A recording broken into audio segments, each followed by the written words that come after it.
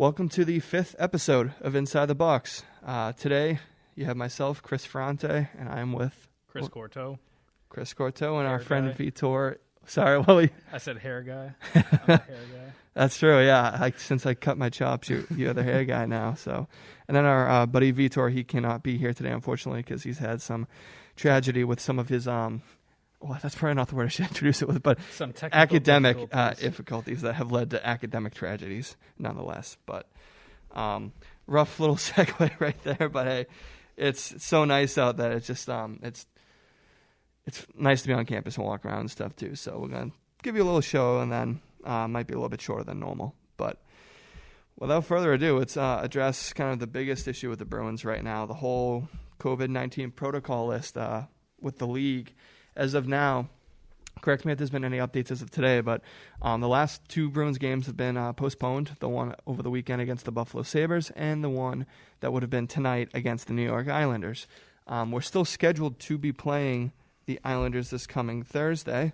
We will see what happens with that. But right at the moment, the Bruins are missing 5 players to the COVID-19 protocol list, which include Sean Kuraly, David Pasternak, David Krejci, Craig Smith, and Jake DeBrusk. Am I missing anyone, or was that 5? I thought there was at least one more person. Kuraly, Krejci, Pasta, Craig Smith, and DeBrusk. So maybe someone else has been added. I knew it was those 5 initially. That could have updated since the weekend. Rask is also, I think, still out with an injury, but has resumed skating, I believe, to this point in time. And so it's kind of a disaster right now for the Bruins, but it's just a matter of time to see what's going on with that. And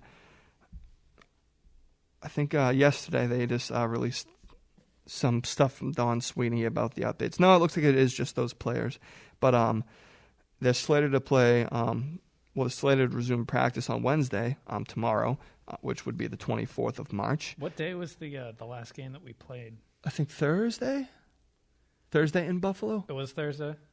Yeah, it was because we had the 2 straight home games with them, and so it was Thursday the 18th. Yeah, we won 4-1.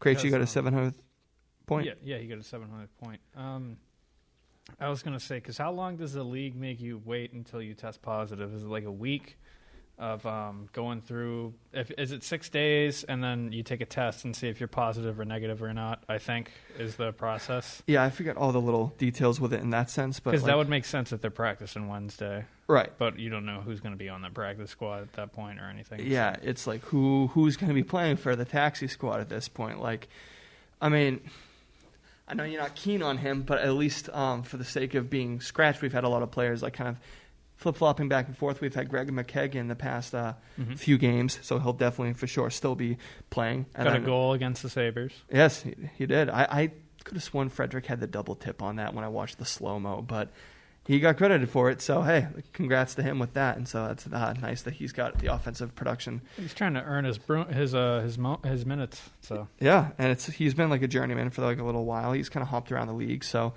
hopefully it works out for him, and we'll see if he has a future with us coming after this season, because there's a lot of uncertainties based off expansion draft, even the trade deadline and other things. And then we'll also most likely have Anders Bjork back in the lineup, just simply because he's been like the odd man out in the sense of like the adding in a couple guys. Like Kuhlman has been in the mix here and there. He'll be back involved most likely, but then it's just trying to figure out how badly I think it's going to go on Thursday. I don't know how bad, but I mean, look at the Islanders have handed us losses each of the 4 times we've played them. And to boot, we're missing 5 should-be key offensive players from the lineup. So it could be a blowout. However, at the same time, still, Islanders have lost a huge blow with their captain, Anders Lee, being LTIR now for the rest of the season. There's speculation that he won't be back till September, but what is he getting surgery on? Is it his? I forget if it's his shoulder or something. It's something in the leg.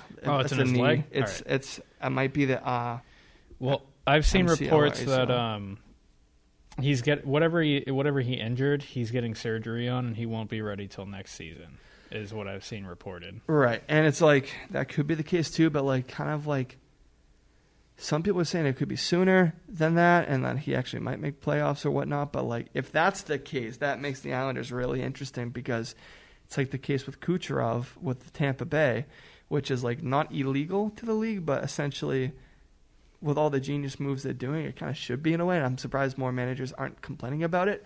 But it's like Kucherov has already resumed skating, with or without the team, just at the practice facility possibly. But he was supposed to be like LTIR until like playoff month wise, and so hypothetically that should mean that he should not be allowed to start like skating full on yet, in a sense, if they want to say that he really is that hurt, because essentially what they can do is, the way it works this year with COVID is that his salary cap will not count towards the team in the playoffs this year. And so with him on LTIR, they have about $9 million in cap space. Not overall, like they don't have that much space to use right now, but like, because I think maybe there might be a couple other things where people increase, but like they essentially have cap room almost that amount to work with. And so they could hypothetically bring in someone to the deadline, and then Kucherov's back and they're doing that. So not to say that that's what is going to happen with the Islanders, because it does look like Lee's out longer term, but at the same time, I was like, at the time, the past like week and a half, they were at the top of the Mass Mutual East Division, but now they're dropped off a little bit back to second. Now they're back up to first as of today, the 23rd. They're 46 points. But Washington has 2 games in hand and is only behind by 2.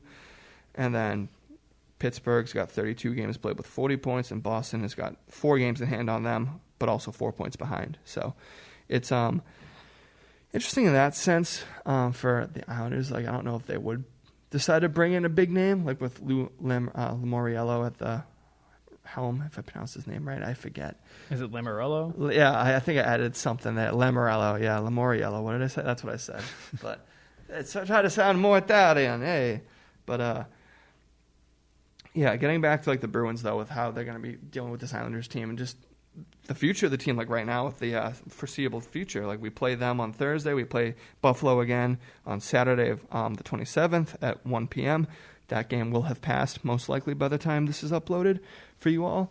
And all the other episodes should be caught up by the time this one is out too, because we won't put them out of order. But been busy, like we said, the last couple of shows too, so just hoping to get that to you soon, as it's March Madness for NCAA, but also March Madness for all of us with academics right now. So. Oh yeah. But I mean, your thoughts on like the Bruins like situation right now with like the COVID stuff? Well, I actually saw a report that I found interesting. It was from Don Sweeney, and he was quoted as saying, "This COVID stuff's like kind of unfortunate, so this is going to be probably something that pushes us towards making a move, like in the future." So, with the trade deadline coming up, I feel like we're definitely going to see some guys get moved around. Don't know who specifically Sweeney's going to be looking for, and given the situation with COVID, the players affected. Now, instead of maybe looking for a defensive piece, we might be looking for a more reliable offensive piece.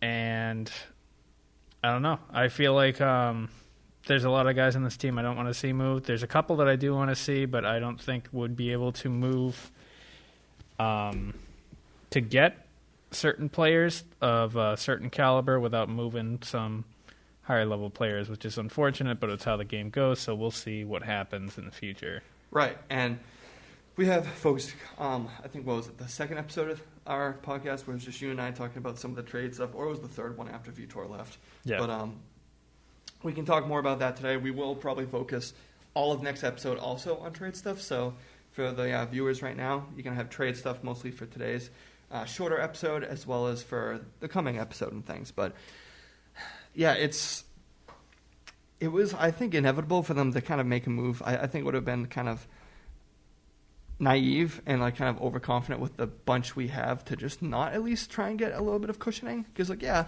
when they're healthy, like I have like faith with the team, like, and they're strong, but like it's the saying goes, you can never have too much like defensive depth or just depth in general to help out a team. And so yeah, I think it's going to be a point where Sweeney is going to have to kind of break his mold of not wanting to like throw away picks of the future to kind of win now and stuff, because most likely could be the last run for the core group of the guys like Bergeron and Marchand, Rask, Krejci, all of them. I mean, Marchand's still, he will be turning 33 this May, so he's 32 currently, so it's like he's 2 years, 2.5 years younger than, 3 years younger than Bergeron, because Bergeron will be turning 36 this July. So he'll be around a little bit longer with us than Bergeron, like, hopefully, injury-free seasons willing. That could play factors that you never hope to see. But then you have expiring contracts with guys like Krejci and Rask, and so it's just like, who's going to be left after this season? Like, they might even just kind of wipe the slate and kind of go from there too. Like, you never know, because like with trying to just get youthful. And so I don't see us like trading guys like Bergeron and Marshy ever, but I mean, it's like the cliche thing. Gretzky even was traded, which also today marks the anniversary in I think 1994 when he scored his 802nd goal. Yeah, pass Gordie Howe, right? Yep, for most goals all time. And then he went on to score 894 in his career. So he not too shabby of a career, but yeah, I mean, yeah. So we'll see what happens with that core. But I agree with you. Like, there is, like, I did see that snippet with Sweeney that you're gonna have to make a move, and it's like, I think you do need both. You gotta at least. You don't have to go for the big fish. I mean, Bruins usually don't, but it'd be nice to kind of see them for once do that. I mean, the most recent time we went for a big fish backfired when we took Rick Nash and stuff. That just, unfortunately, he had the concussions. I think it could have worked well if he hadn't gotten hurt. Like, if he hadn't had those medical conditions, he could have still been with the team. Not going for a superstar, but going for Rick Nash in that case, I think that maybe at that point in his career he wasn't considered as much of a big fish by other teams, because considering the injuries and the state that he was in. Sure. So Bruins did take a bit of a gamble, and they did lose on that one. But I was just looking online at the top 10 trade targets or trade options of the Bruins, the article from 98.5, the Sports Hub. Sure. And I'm looking at a few of these, and I'm just going to go through the list, and you tell me who stands out to you. This is from... stands out as in, like, surprising or, like, makes sense? Or both? Who is... what is, like, a no deal for you, or what is, like, an option that makes sense, and what do you think they'd be willing to give up? Sure, so, I mean, we can... Yeah, if you... We could go, like, back and forth on this. All right. Right. Okay, first one they have on here is Jack Eichel. Pass. No. Yeah, we've talked about this a few times. You and I talked on it. It's just, unless you're willing to give up, like, your future and, like, extra monopoly money and mortgage stuff, then you can't do that. So, fever dream. So, yeah. I mean... I think it's just not possible to work out, and I think that being in Buffalo might have ruined his career at this point. I still think he's got plenty of time. Like, I don't think his career is ruined. I think he just kind of needs... whether it be a change of scenery or they need to just like kind of shake something up in a way where it's like you move a couple of different players to do something. So it's like, yeah, they have the future with Ristolainen and Dahlin too, and then like Sam Reinhart, but like you might need to move one or two of both of them to also like do something where you can like bolster up. And again, it's talking about not going necessarily for the biggest fish, but like the right fit. Yeah. Stuff like Pittsburgh has done to build their cup-winning teams and stuff, those two back-to-back seasons. Like, granted, they went for Phil Kessel the summer prior, but, like, all that little things, like getting Carl Hagelin, getting Nick Bonino and stuff, like, that's all stuff that worked and played factors. And so if you trade, like, bigger guys to get, like say, a quality, like, middle six winger and then, like, a bottom-pairing D-man that works out to play well for shutdown defense, that could be something that they want to see. And it's, like, probably not going to happen, but, like, maybe... if both teams were like willing and draft picks were involved, like Vancouver fans would scream at me, and but it's like almost like if you're Buffalo, you'd be like, all right, we'll give you a third round pick and the contract of Jeff Skinner, and we'll take Louis Eriksson's contract from you. It's like Louis Eriksson is either getting like $2.5 or $3 million less than Skinner, but it's like maybe that's just something that kind of boosts their confidence in some sense. Where it's like Skinner, maybe it's a huge gamble for them, but maybe like that's something they could do put him with like Elias Pettersson or like another solid winger and JT Miller. Maybe that could revitalize him too. But we're not talking about that league stuff right now. We could revisit that another time. But yeah, I'm with you with the Eichel thing with being a no-go. All right, next up, Alexander Barkov. There's description with all these, so if you want me to go through this description, I feel like you'd give a little more context to the reasoning. Let's see the description. All right, so this article says, if Don Sweeney wants to identify a number one center of the future who carries the torch from Patrice Bergeron, it would be hard to do better than Barkov. He's one of the league's premier two-way centers. He scores at a point-per-game pace and is sound on his own end. He's got prototypical size. The question is whether the Bruins would be willing and able to offer the best trade package and give Barkov a long-term extension, a la Mark Stone in Vegas. So, why don't you go first? So, it almost, and no disrespect, but this almost feels like it's just a list compiled by kind of probably what we'll see with like ESPN getting reacclimated with hockey and being like, oh, yeah, these players are cool. They should trade for them. Like, no disrespect to that and all, but it's just like, I think that yet again is another untouchable player right now. Like, sure, like there's been rumors around with Florida, but if there was ever this is also from a month ago before Florida was, Yeah, sure. They're on the rise. So true. That could have changed and updated things too. But at this point, like looking at that, they're on the rise. They have a really talented team. That doesn't make sense for Florida in any way. And then also, just because he's always been considered one of the most underrated, if not the most underrated player in the league over the past like 4 or 5 years, maybe a little less than that now, that doesn't mean you get a discount on what it would cost to get him. He's also the team captain, too. So right. And so it's just like, I feel like it's one of those things. It's like another one of those like wishful thinking things. Yeah. Because I don't think you'd be able to get a guy like Barkov without losing an arm and a leg. You'd have to give probably one of Studnicka and Frederick a first-round pick and something else. Yeah. Like so, guys that if we were like real Bruins fans, we probably wouldn't want to see gotten rid of for. I don't know how old. I forget how old Barkov is, but I mean, like he's still young. He's pretty young, but I don't think I'd want to give up those two young guys who can add to the team further in the future for a guy like Barkov. He's 25, so like he hasn't even hit his prime yet, which is scary. Yeah, but still. All right, moving on. We have Eric Stahl. Stahl is just 3 years removed from 42 goals for the Wild. At 36, he's still a proven goal scorer and leader. Fitting him in the Bruins lineup might be an issue, and they don't exactly need leadership, but Stahl would at least add some needed offense and the potential for big things in the playoffs. See, this one's interesting to me. This kind of seems like maybe even more so when it was like your Chiarelli age Bruins. But this seems like it's a move that a team like Boston or Pittsburgh are just like kind of known to do. It's like you bring in a guy who's older but can still contribute. Has some experience. Has playoff experience. Puts up points still to a reasonable number, but you know that if you add him to your team, he'll do a little bit better considering.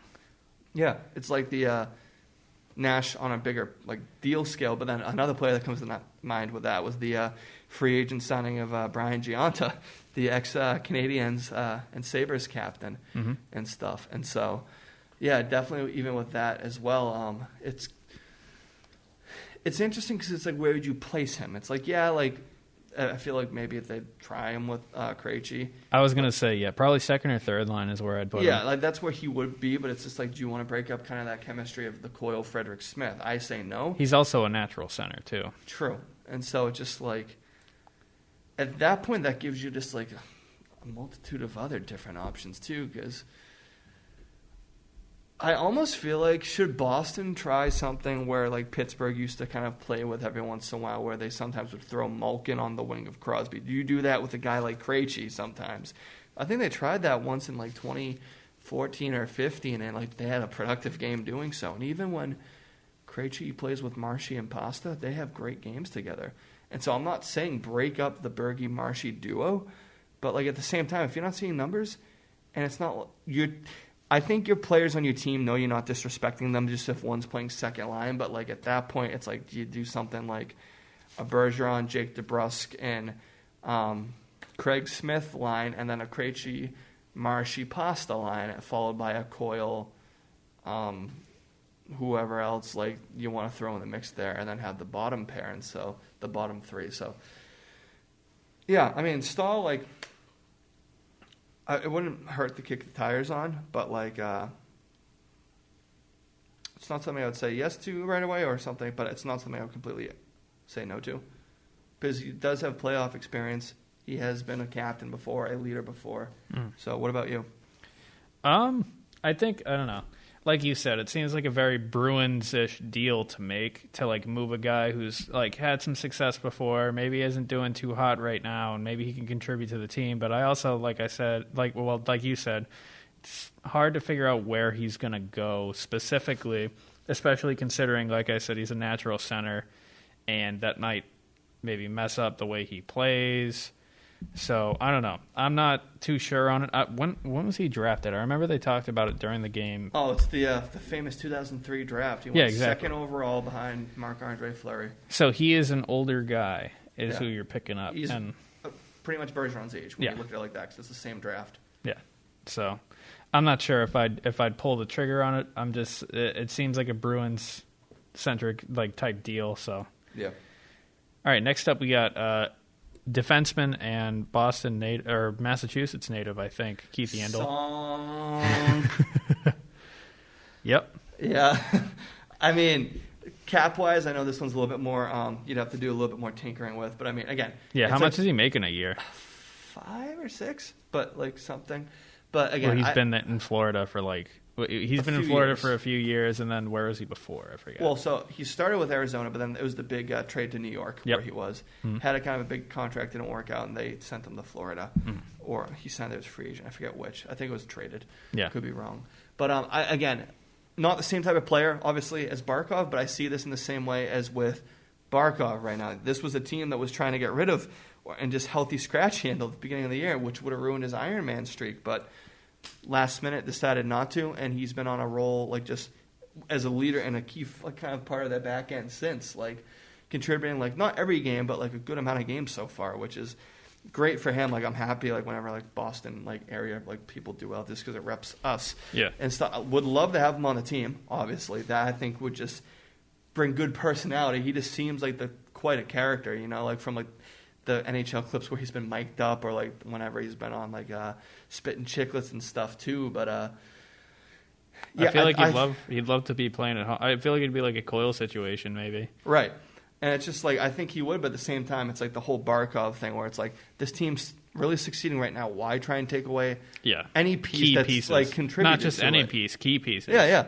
And like again, he might not be contributing as much as like guys more recently like Ekblad and Mackenzie Weegar even have been. He's like had a nice season so far. Still like a key piece early on and still like a crucial part of that like kind of team and with leadership too. So like again, for the Bruins, if they can make it work salary cap wise, defensive depth, he could easily be playing a left-handed shot. Yeah, I almost feel like if he were to come, as much as like Carlo has been the shutdown guy before he got hurt, like last again, big Carlo wagon right here, but he loves getting involved in the rush more and shooting more. So maybe at that point it's like Yandel's more the shutdown guy, and Carlo starts experimenting a little bit more with the offensive side of the game. So then at that point you have the speedy work of Grzelcyk and McAvoy who have been playing well together, and then like Yandel and Carlo who could have a really good kind of like shutdown pair, but also get involved in the rush as well. And then you bottom it out with if he returns healthy anytime soon, Kevin Miller. If not, like Vakanainen and Clifton, or Lozon and Clifton, or Zaboral and Clifton, whenever each of them come back. So, but yeah, I think for Panthers right now it doesn't make sense. But anytime the Bruins have a chance to bring in like a local boy, like I would love it, because for the longest time New York had like the Rangers had like 6, 7, 8 local guys at one point. They had like I think in one whole season they had Yandel, they had Chris Kreider, they had Brian Boyle, they had a few other guys who like weren't as like impactful on the team, but also were like local guys, and like Kevin Hayes too, like another like notable one on that team. So 4 guys right there who were crucial. We had Hayes' brother, however many years back. Jimmy, 2015 or 16, something like that, like a year or two. unfortunately didn't work out. But yeah, who's next on this list? All right, we got Matt Dumba. So the description on this one says, Bruins lack organizational depth on the right side of the defense behind Charlie McAvoy and Brandon Carlo. Dumba's feisty style would fit the Bruins well. If Carlo doesn't stay long-term, Dumba would make for a fine long-term replacement. The Bees don't necessarily need to make a move like this, so they're better off not overpaying for Dumba. Yeah, and it's like... You're coming from a Minnesota team that isn't doing too great anyway, so I feel like if you can make a move and you can get a guy like Dumba, it's a pretty good deal. But like I agree with what the article says. Don't overpay for him because you don't really... It's not... You're not in huge need of like a right side D-man. Right. I think that article is kind of misleading because it's like when healthy, we have a decent right side. Yeah. But also, too, I mean, maybe since that article was posted, Minnesota is really good right now. They're third in their division, and they have 2 games in hand while being 2 points up on St. Louis. So they're kind of like in a nice seat right now. St. Louis has been kind of for them. They've had it tough lately. Yeah, they've been kind of bombing lately. Bennington be like... yeah, trying to almost hitting the ref and just holding back the last second. Trying to fight everyone when he was like getting pulled from the game. Yeah, and then I forget who said something about it, but they said that his punch was really, really... It was Dubnyk, I think. Yeah. Dubnyk said that it felt like he was punching the air because he's like 6'3" and like really underweight. Yeah, the saltiness here is expected. We're Bruins fans, and obviously not as bad as like with what happened with Murray, unfortunately, with Pittsburgh, like winning 2 cups and dipping, as they said. But even like Bennington had like a couple good seasons and dipped, so it makes it even like more annoying that like they beat us in the cup for that reason with how he's been having it rough right now. So yeah, but yeah, I mean, I just feel like that cup win is just so unfair because you know you go from being the bottom of the which makes it entire all more great league. For them. No, yeah, exactly. That's what I'm saying. It's like going from being the bottom of the league, going all the way to the Cup Finals, and then winning it. How are you not gonna How are you gonna let that like opportunity go away? Yeah, it's just. Yeah, I don't know. It's tough. So plus, you can't lose. You can't lose for the kid that they were. Who was it? Pat Maroon. Pat Maroon was super close with the girl Layla, and they were always telling her about how they're Parayko, I think actually. That was Parayko? The D-man, yeah. I thought it was Maroon. I think they both were. Oh, yeah. I think they both were, but I think towards you can't let the kid down. Can't let Yeah. the sick kids down to either. So Right. that was another thing. I was like, you can't let the sick kids down, and you can't go from being the bottom all the way to the top and lose it all. You know. So I thought that the odds weren't in our favor at the end. It is what it is with that. But I think, again, it's kind of Minnesota. I don't think they want to move him right now. At the beginning of the year, they kind of did, but because they didn't know where the direction of the team was going. But it would help if I had like a more updated list right now. Right. I'm trying to like find one, too, for us to look at, but we can kind of speed through the rest of those guys, and I can kind of show you what has been updated on these lists. All right. Up next, we got Bobby Ryan. We talked about this one before. At this point, 4 goals in his last 3 games and has struggled since. Same old story. Less expensive piece to acquire. Has the kind of skill they still need in terms of size and secondary scoring. Consistency has never been there for him. I'll be honest, though. Consistency hasn't been there, but other than the 4 goals in the first 3 games of the season, I'm surprised a team hasn't made a run at him quicker, to be honest with you. Only a $1 million contract for the rest of this year, like a rental player, but a cheap piece to pick up. If anything, too, the time is now to buy him before the deadline because then they got to try and get a little bit more for him out of Detroit. So it's like, I think he's a guy that would make sense in that. Like, I mean, sure, he doesn't have consistency, but who on Boston has consistency other than the Bruins top line right now? Not trying to diss my own team, but it's true. So, I mean, it's just like... Yeah, we went over it last time. Yeah, and so 50% of the goals going to the entire top line of the team, the rest going to the other rest of the team. And it's like... Bobby Ryan was kind of like one of those guys like Thomas Vanek in a way. Like, he would just always have the Bruins number of scoring. Like, when he was on Ottawa, he beat us in the playoffs a few times with, like, some, like, clutch goals and even regular season. But I used to hate him for it. But he's had an awesome, amazing turnaround this, like, for a just human and just a pro career, which is awesome. But I'm surprised more teams haven't kind of, like, pulled the trigger on it quicker. Because I think the longer you wait, price is going to rise. Yeah. Like for the players who don't have the biggest tag on them, I think. But all right, up next we got Michael Greenland.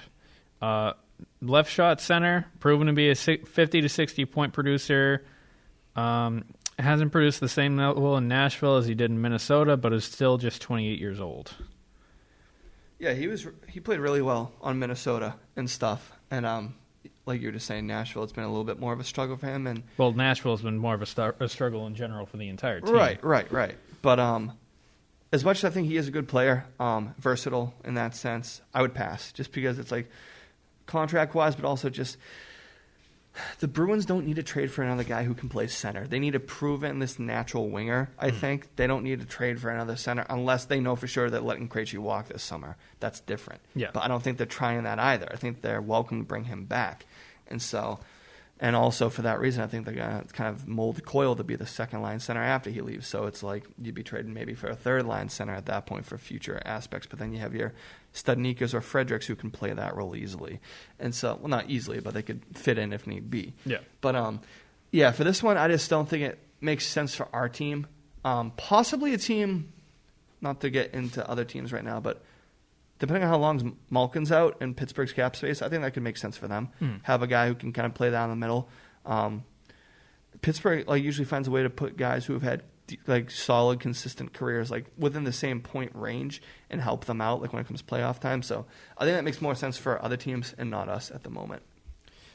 I agree with you pretty much on that, mostly because I'm not sure about what his contract is at. It's somewhere in the 5 or 6 range. It's just I haven't seen him too much on our radar. So, Right. All right. Next up, we got here's a winger for you, Jake Virtanen for Vancouver, 6'1", 226. Rare combo of scoring and physicality. Problem is hasn't translated to points for the former 6th overall pick. Could use a change, and the Bruins could use another player of his type, if only for depth. Could this be similar to the the Danton Heinen for Nick Ritchie swap? And Vancouver could take Anders Bjork. Well, that's interesting. That's the first time I've heard that. 'Cause everyone has been associating Virtanen for DeBrusque and things because they were both first since rounders. they've seen. And that could have been That could have been prior to the DeBrusque kind of thing. Yeah, DeBrusque getting SAT or whatever. Yeah. So, but yeah, cheaper contract, but I don't want to say move a guy of the same quality to move a guy of the same quality back in, but for guys like Bjork or DeBrusque who are have proven whether or not they can do stuff with the team and make an impact, but not consistent wise, it's just if they go for it, I wouldn't be surprised fully, but it's just I think it's not really. And it's not to disrespect any players involved in that, but I don't see that as a game-changing move. I think a guy like Bobby Ryan is more of that.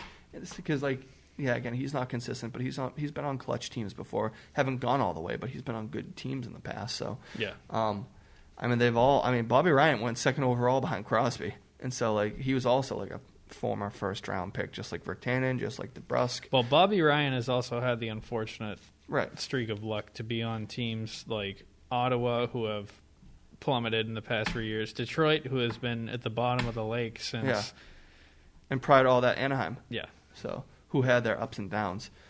So yeah, well, was he on Anaheim back when did Anaheim win the cup last? So he was a rookie. He was a rookie. He should have been playing unless he's still in the farm league, but he should have been playing because he was drafted in 2005 with Crosby, that draft. So and when did the Ducks win? 2007. 2007. So he should have been on that team, I think, with the guys like Perry and Getzlav. So maybe he wasn't there. Maybe he was still not there yet. I'm not sure, but I know those two were for sure. But yeah, I'm not sure about that one. So for a guy like Bobby Ryan, I feel like if you put him on a better team, he might produce a little bit more. And Virtanen, it's the same kind of case for Virtanen, though, too. Always been on a struggling Vancouver team since he's come in. They've been the lower league standings since he's been drafted. So, I don't know. With a lot of talent, though, too, but a lot of struggling talent. You got guys like Bo Horvat and Elias Pettersson, stuff like that. So. Yeah, I mean, nothing stands out to me at the moment, like unless it's like a little bit more involved, because at that point you maybe try and not have to bring in older players since they want to get younger, but then maybe if it's something involving Virtanen and Alex Edler, who maybe wants a shot at another cup run as the longest tenured Canuck who hasn't won, and then you like involve Bjork or DeBrusk with something else like a pick or something coming their way. Maybe that's something you look into a little bit more if there's a little bit more kind of going both ways, but I'd say that's kind of just like a either or at this point. All right, next up, forward Sam Bennett. Bennett is a left shot natural center. We've heard that a few times. But the Bruins could find a fit for him because he can play any forward spot. He's never lived up to the offensive potential he brought with being the number 4th overall pick in the draft. So Bennett would be more of a flyer at this point. But he's still just 24 years old and may finally find his game in a new uniform. On a Calgary team that's shown signs of life, but also has been known to fizzle out in the playoffs. They're literally like this right now. They're like in between. They have like good stretches and bad stretches. They're actually, I'll be honest with you, at the beginning of the season, they were one of the 4 teams I thought was going to be in the playoffs for the North Division. I actually thought that they might even finish like second in the standings for the North Division, and that's backfired on me because I thought it would have been teams like I think I actually thought like Montreal was going to finish first, and then Calgary, then Toronto, and then one of I actually thought it was either going to be like one of Vancouver or Winnipeg at that point, and then Edmonton miss again. But I don't where are they at right now. Anyway, like that North, I want to see how far off I am with that standings right now. I think I haven't seen. I don't know the specific standing, but I know they've been having a bit of a tough time. That North League is kind of like a toss-up between you have Toronto and Edmonton's right there with them again, but they have Edmonton's 2 games in hand on them, and then Winnipeg's right in third. They have 2 games in hand on Edmonton, and they're 2 points behind, so they'd be tied with Winnipeg or Toronto for points if they played one more game and won. And so it'd be nice to see the Jets do pretty well this year. I think they got like nice unis too, and like I actually almost bought a cheap line and one on eBay and stuff, and so it was like $50. I'm like, yeah, he doesn't play for him anymore, but like once the next time I get a chance at a cheaper line or cheaper Winnipeg jersey like that, I didn't go. Pull the trigger yet, but I have a Wheeler jersey. Yeah, you got the classic jersey. One. Yeah. Those ones are awesome. I love those logos though, too. I just like the colors. Yeah. Plus, you got a Bruins legend, Blake Wheeler. He was almost like a necessary. Well, not necessary. I don't want to overuse that word, but as much as like we lost his future better years, like it helped us in the we literally traded him the year that we won the cup anyway, so. Whatever we did, it was probably and it was to bring in Rich Peverley, who was crucial there. Yeah. So it worked out. I mean, but there's so much. I like him as a player too. So even the puck throwing. I don't care about that. Yeah, kind I know. Of stuff, man. Emotion is good. Oh yeah, it was kind of funny. I'll be honest. To be honest, he wouldn't have done it if there were fans in there. I guarantee you that. Oh yeah.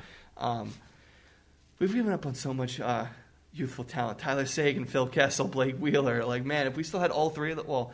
You wouldn't have had both Kessel and Seguin. It would have been one or the other since they essentially were traded for each other, even though Seguin was a draft pick at the time. We gave up. That's why I'm like hesitant to still even move guys like DeBrusk slightly because it's just like, yeah, well, what if they prosper somewhere else? It's just, we'll see. Yeah. But are we even going to talk? Have we said anything about Bennett yet? Oh, yeah. Talking about that Calgary thing. So like, he's a big body, I think, right? But it's just like, at that point, is it almost, granted he doesn't fight, but he's a big body, I think he is. So it's like. Well, you see, there's a difference between being a big body who fights and being a big body who plays physically. Right. And so like, but like what I'm trying to like segue to here too, is it's like a version of Richie if you're trying to put him in the front on the power play, but also a version of Richie that doesn't fight. Yeah. And so like, for me, like at the moment, like, I don't think it makes sense for us. I don't know. What do you think? I like seeing. Well, all right. So, my example for going big where it was beneficial to a team was the Washington Capitals the year that they won the Stanley Cup. So having that size and having that physicality, I feel like for the past few years has been one of the banes of our existence on the Bruins. So I feel like if we could have someone who still has some skill, who maybe won't get in as much penalty trouble if he's not a guy who's going to be a typical fighter, and who can throw the body, who has the potential to throw the body and be a little bit more physical on plays and stuff. I feel like if we can add something for that, like trading away a guy like Anders Bjork, who, may be fast, but isn't really doing that much for something like that, I feel like that would be a little beneficial. Yeah, I agree. Like, I'll be honest with you, I'd agree with something like that if it was kind of those two players involved. As much as I like Bjork, I think that would make sense. But, again, salary is higher on Bennett, too. So that's also true. Factor in, so at that point, it's like I would rather keep Bjork in the sense of, like, a cheaper contract, unless, like, there was, like, also... He's also just 24 years old, though, too. Right. No, he's got potential for sure. I mean, to be honest with you, like, that's something I would consider going back to after the playoffs end over the summer. Yeah. And stuff. That's kind of where I put that category. Like, not out of the... kind of. That's what I think I would say with Virtanen, too. Those two guys are, like, not out of the question, but let's revisit later. And lastly on this list, we have Matthias Eckham, who we've talked about a few times on the show as well. Yeah. Bruins' new youth movement on defense has worked pretty well, but Don Sweeney always likes to have depth. Ekholm would be a solid veteran addition to an inexperienced left side of the Boston Bruins blue line. However, he may cost one of those young left side defensemen in the process. Yeah, I mean, I think it was, Elliot Friedman who was saying he'll probably have a... I heard the crinkling of the mask right in my ears. That's gross. I think he was saying it was something like that's probably going to be a similar return of a player like Jake Muzzin was, where it was like, I think, 2 prospects in a first-round pick or a high-quality prospect in a first-round pick caliber range. Yeah. So it's like, yeah, even if you give up a guy like Vakanainen or Lozon or someone, or Clifton even, it's like I think they're still going to want more after that too. And so it's like, if Sweeney wants him badly, you got to go all in. But the thing is, too, I think he has, 1 season left under contract after this. So then the question is he going to be seen as part of the future of the team after those 2 seasons, or is it just an all-in or bust kind of, maybe not even 2-season attempt, and just kind of like use him as trade bait next year, you know? So, I mean, he's the prize of the trade rumors right now. Like, obviously, he's a great D-man in that sense. From a Bruins standpoint, at least, I feel, too.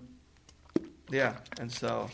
Do you pull the trigger on that? You ask about it, obviously. But yeah, no, I think I'd go for him. I mean, who do you move back? Which of the young D men has to be involved there? Well, we have a ton of young D men, so I feel like who do you think the odd man out is? Well, Lazone's hurt, so you can't really move him. Who are our left side D men? So I would even still say right side, because they might even just want to build overall. That's true. So if we're talking about all our young D guys, we have Lazone who's hurt. Yeah, we have Zaboral. Vakanainen. I'd say that's probably who I'd go with if they were going to move. Yeah. And then it's like you have Clifton too, and then honestly, I would hold on to Clifton. That's my It's just tricky because it's like if Miller's healthy, I'd rather Miller in the lineup, but it's just he has injury issues. Yeah. And then I actually feel this is not a trade at all that the Bruins should do.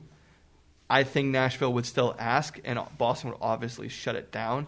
But I really feel that Nashville would initially ask on Grzelcyk for Ekholm, because he's kind of got a little bit more experience and he's proven he can be a decent player, like a top 4 D man. And so they'd be like, oh, well, you want a top 4 D man from us. We want something back from you. But that makes no sense for the Bruins, obviously, since they want to. He's a little bit old. I think he's 26, 27, 28, Grzelcyk. But maybe not that old, but he's a little bit older than some of the other guys. But, obviously that would be out of the question from a Bruins perspective. But it's just, I don't know how we'd be able to pull that off in that sense. But it's like I still think you have a better shot, as I think in the Bruins standpoint, of bringing in him versus one of their like their Forsberg player, like their nice top 6 winger, because I feel like we're a little bit better depth-wise on defense than we are with forwards we're willing to give up. Like, you don't want to get rid of Studnicka. He's proven in little stints that he can be helpful and crucial for the future. And then Frederick is, I think, a no-touch at this point, finally, with how he's been playing. So it's like, if you were to do a guy like Forsberg, one of those two would have to be involved for sure. And so maybe even like arguably like the involvement of like Arvidsson or Järnkrok in that sense. But yeah, for Ekholm, you got to ask. It's like the whole when the Bruins were involved with a guy I still wish the Bruins could have pulled in without, but it didn't work out at the deadline in 2018. But Ryan McDonough, they were in on him. I think the final two teams interested were Tampa Bay and Boston. Washington, I think, was involved at one point maybe.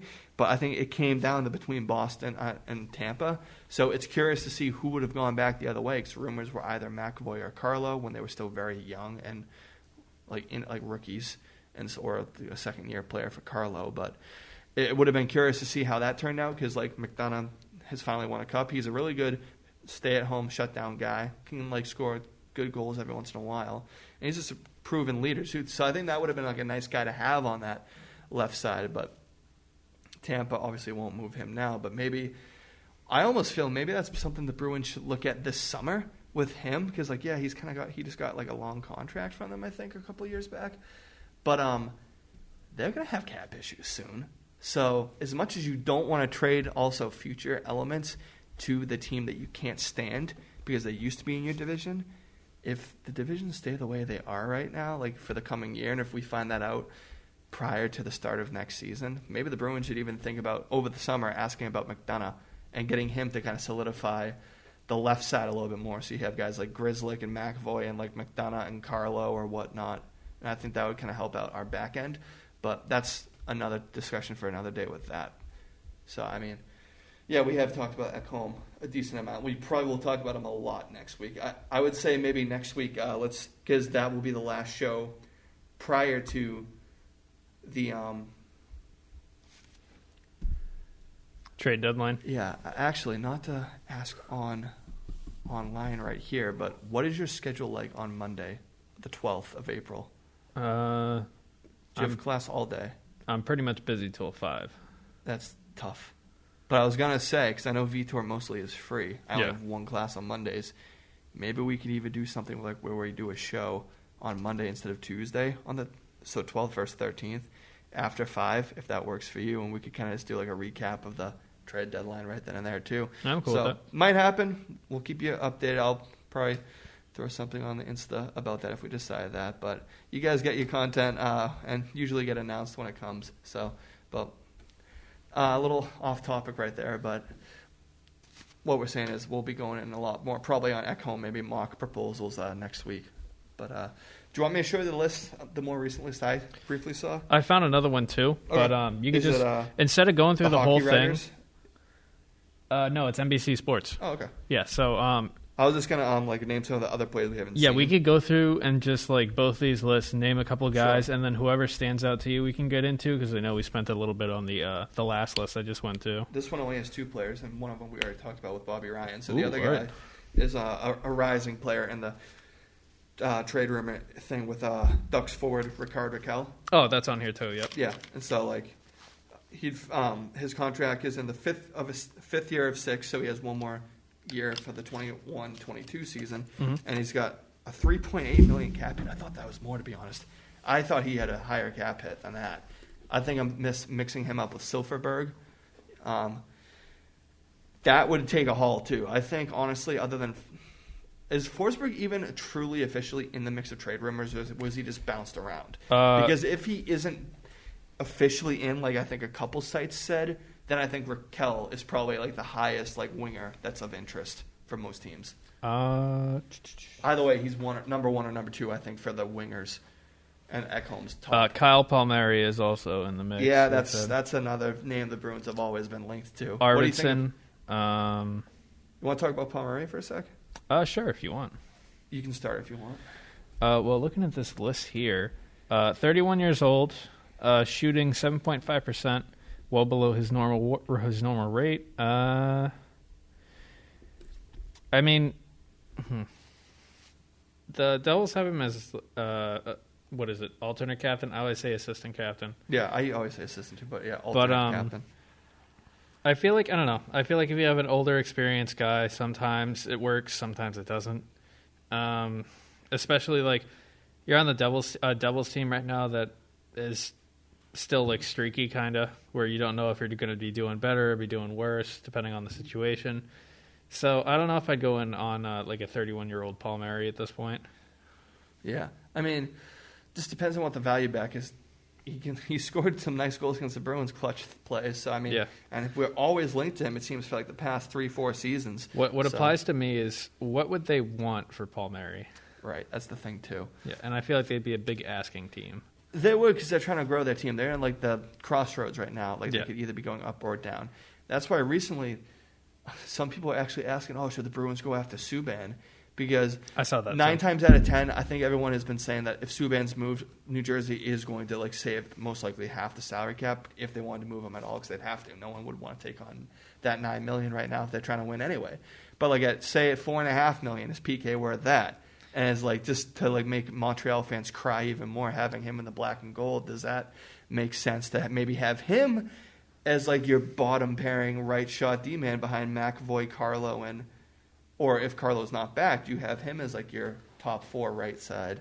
I haven't seen Subban be the Subban of the past in a while too. Mind you, he is on like another team that's not as great as true, but older teams. Even coming from like Nashville, I feel like he wasn't. After his first season there, he kind of dipped a bit. Mm-hmm. So my thing is, how old is Subban at this point? Is he late? He's at least late 20s, maybe early 30s. I'll play stat boy today.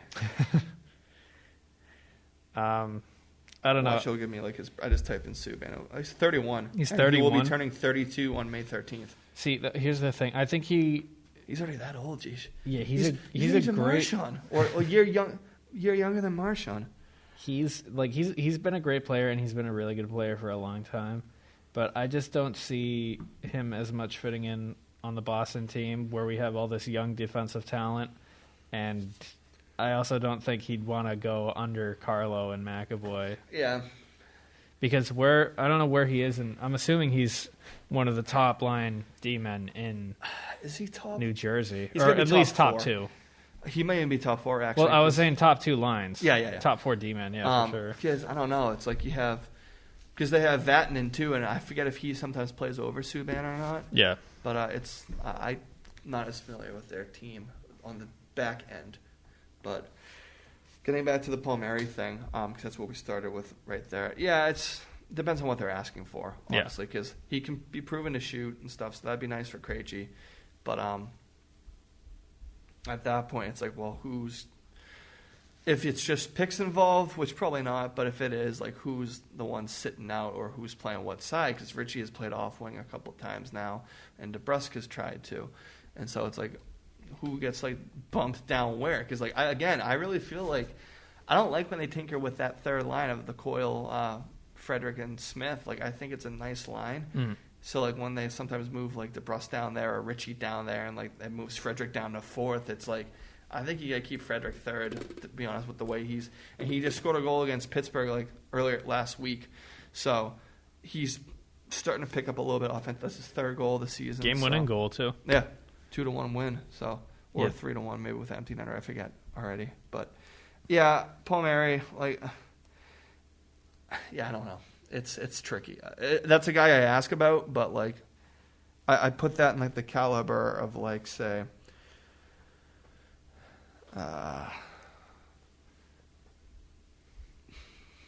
maybe like a Stahl in that sense. It's like you ask and maybe see.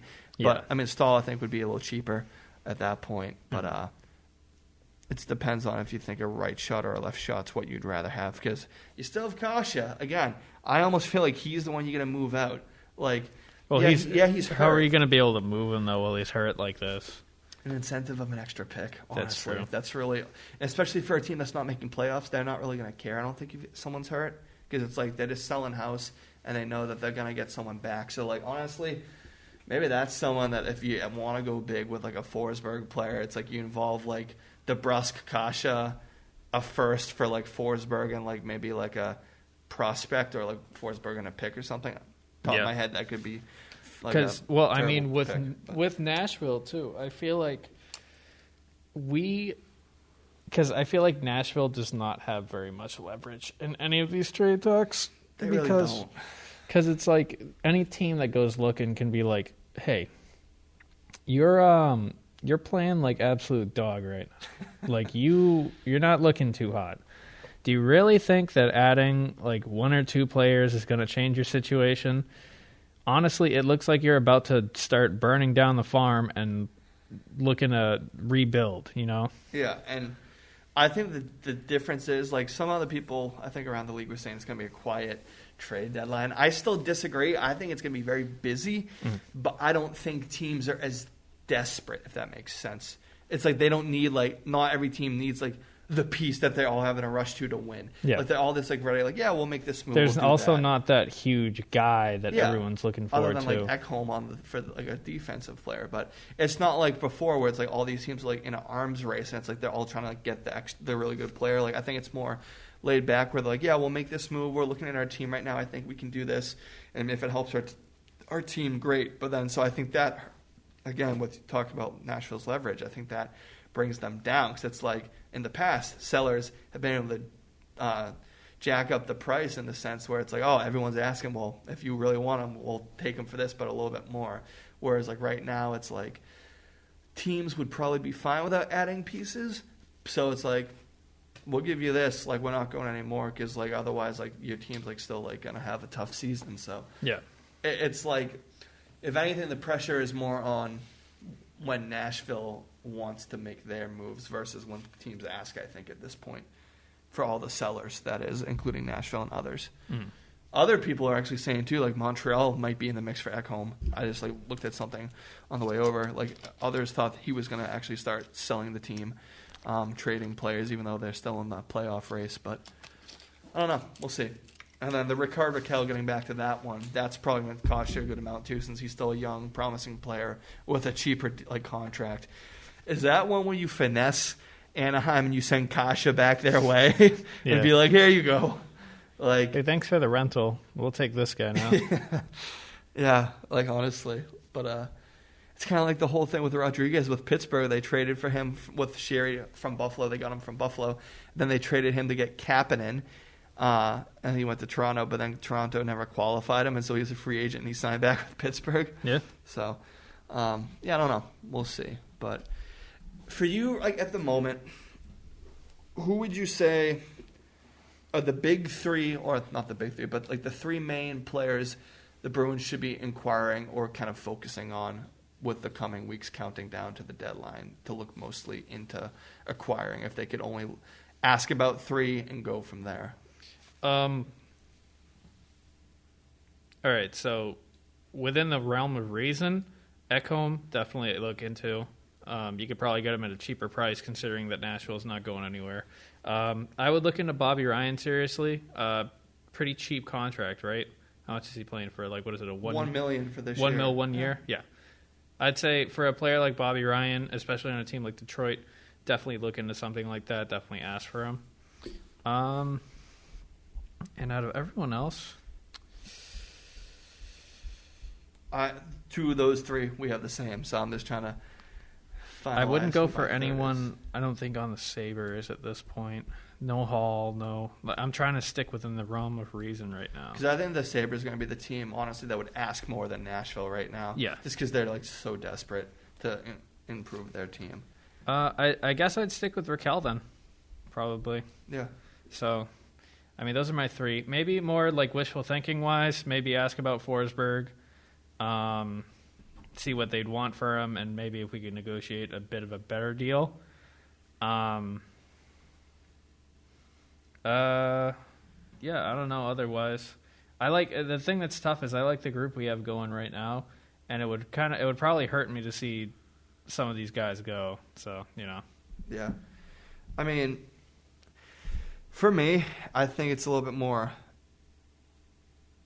So I know I said, like, only say three, but my third one is one of two options just because I'm, like, really, one's more of a fever dream. The other one, maybe a little bit more realistic, but I would still ask about Taylor Hall, considering he's on the 1-year deal. Like, if the time's to get him, I think it is now. Yeah. Like,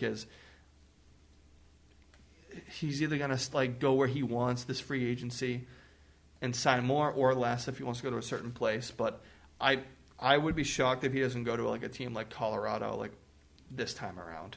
And so, like, I think if the Bruins want to really convince him to be a part of the team, you kind of got to go after him right now, just because it's like, and then if you move someone out, then it's like he might be inclined to stay. Yeah. Like, the other guy that I just looked at that I was kind of, like, inquiring on, older player, good leader, but also maybe might have a better chance on a winning team. Maybe a guy like Nick Foligno. Mm-hmm. Like, if you can make the salary cap work, like, he can be a good, like, body in front, and he plays physical when he needs to, and so that could be someone who could play nicely on Krejci's left side. And so I'd say one of them might be the other guy I'd inquire about or something too. So Yeah, I feel like Columbus is another team that's going to be selling too. Right. Because I feel, how are they doing this year? Not great, right? Plugging this in before I lose my battery, which could shut off any second. So hopefully I throw it in time. But I'll pull up the standings right here as we're speaking. But let's see. They are at, let's see, and then we'll, they're on the outside looking in. They have the same amount of points as Chicago, but they have one more game played. So they're still in the race, but like they might just decide they want to start selling. And so, because I feel like this whole Line A deal that they've put up is not going to end up working out. It could or it could not. I guess we'll see. But like, I feel like he just doesn't. He's not a huge fan there. Like back when a couple weeks ago when he was talking about how his confidence is through the floor, yeah, and all that stuff. I feel like he just doesn't like it in Columbus, and he doesn't work well with Tortorella. So. Yeah. So for me, I mean, we'll just throw Hall over there because it's just everyone's essentially going to ask about him. I feel like it's a given. He's the piece to get. Yeah, and so at this point, for the Bruins, logically, guys like Ekholm, Ryan, and I'd say maybe Nick Foligno maybe is like the guy that could help out in that middle six pairing, and maybe even that's when you keep Ritchie on the second line, Krejci, and then maybe even have Foligno with Coyle or something, and something like that. Is Foligno a left winger? He's a left shot, but like I think sometimes he can play both. But like I think left side he could easily play fine, and so I think putting him with Krejci could work. And then things easily could change for the better. Like I don't, because it's on my mind. Let's see if there's an update on this man. But if Kasha returns soon, that could also change things. Maybe he'll finally get on track because he hasn't had random abrupt like sequences between games and stuff. Like he hasn't had a consistent early stretch with us. So yeah, that could completely, or that he could be if he comes back and he's healthy again, he could be the piece that we try to move before anyone else. That's what I'm not against. And so he gave updates a little while ago, Sweeney. So it's like 4 hours ago. It said. Rask, Carlo, Kasha, and Miller have been skating, but no timetables. So. Kasha right now, he's still got a cheap deal, but it's just frustrating in that sense because it's like this guy has potential, but it's like having him on the shelf is like making us kind of just like wonder and speculate, and it's like, do we have to trade for someone else because we don't know if this guy's ever gonna freaking play for us or whatnot? But so I guess we'll see. Yeah. But I think with that we can kind of conclude this episode and get more into some more of the trade talk around the league too and stuff. So for all you watching, if you're not big into trade stuff, skip the episodes, I guess. But it's going to be very trade oriented coming up, just because it's a different season like no others. Cliche as that is, but it is true, and that could also play a factor into what happens for all the teams combined, including Boston. So we hope you enjoyed this episode, and we hope you continue to keep watching for the future episodes and what we have in store for you. Other than that, I'm Chris Ferrante signing off with Chris Corto signing off. Thank you very much. Take care and have great evenings or mornings whenever you were watching this. Take care.